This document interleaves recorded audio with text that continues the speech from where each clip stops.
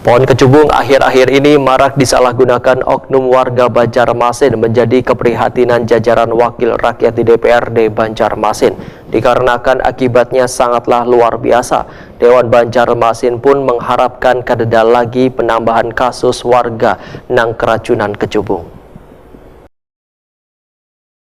Pohon kecubung akhir-akhir ini marak disalahgunakan oknum warga Banjarmasin menjadi keprihatinan jajaran wakil rakyat di DPRD Banjarmasin. Dikarenakan akibatnya sangatlah luar biasa, bahkan akibat menyalahgunakan kecubung ini, korban bisa dirawat di Rumah Sakit Jiwa Sambanglihum Jalan Gubernur Sarkawi, Pal 3,9 Gambut, Kabupaten Banjar, Kalimantan Selatan.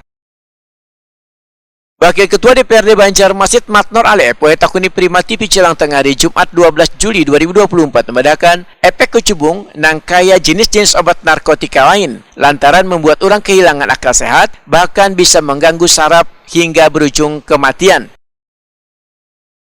Menurut Matnor Ale, maraknya penyalahgunaan kecubung kemungkinan disebabkan peredaran narkoba jenis lain kayak jenit tuan lainnya ngalih dicari, sehingga penggunanya memilih beralih ke kecubung. Karena mungkin barangkali dengan adanya narkoba jenet sekarang tidak ada, beralih ke situ ya, seperti itu ya. Jadi dimanfaatkan ya. Jadi warga Kota Banjarmasin mudah-mudahan kita lebih waspada lah. Bagi mereka yang sudah mengkonsumsi, jangan mengulangi lagi sesuatu itu karena itu membahayakan. Itu sebenarnya beda dengan menggunakan inek ya. Inek begitu selesai mungkin bisa normal otaknya.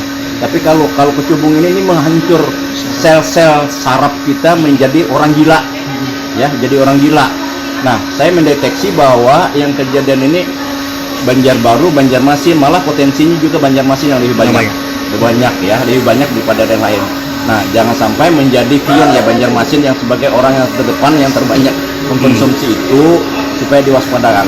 Jangan sampai terulang lagi karena kalau sudah mengkonsumsi itu persis seperti orang gila, ya, membahayakan ke jaringan saraf.